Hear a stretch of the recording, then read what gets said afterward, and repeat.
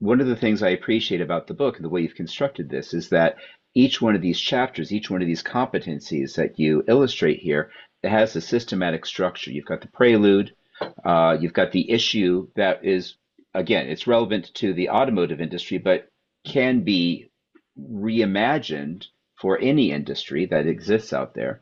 And then a definition, some more details, and then the practical application of how that competency was used as it was aligned to that issue. So I found that was a really supportive and effective way of ensuring that we internalized a lot more of Right. what it is that we're thinking about with these competencies. Biggest struggle I had um, was not to sound like an academic, to make it practical and to make people, to try to pull people in to what I'm trying to say. It's one thing to say it is the competency of unilateral use of power, and I can define that all I want. I could probably, um,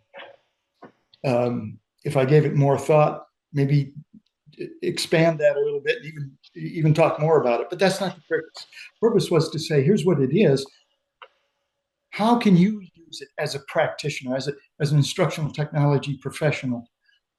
If if you get a definition of it, how would you be able to use it? And that's really what I wanted to focus on. I wanted to do a couple of things. First, which was something I learned from people who write fiction, and that is you kind of set up a tension at the beginning, and I do that with the issue, and then you resolve it with practical application so that everything works out in the end. And that's what I wanted people to realize, and I still want them to realize um, that there is a there is a reality to this, and that reality is in our everyday jobs. So whether you're in the medical industry or whether you're in communications or airline industry, doesn't matter. You face issues and you resolve them. My view is if you have the right competency and apply it correctly, you can make that connection. So I tried to stay away from the academic side. I tried to make it practical. Well, I'll say I appreciate that. Uh, um, so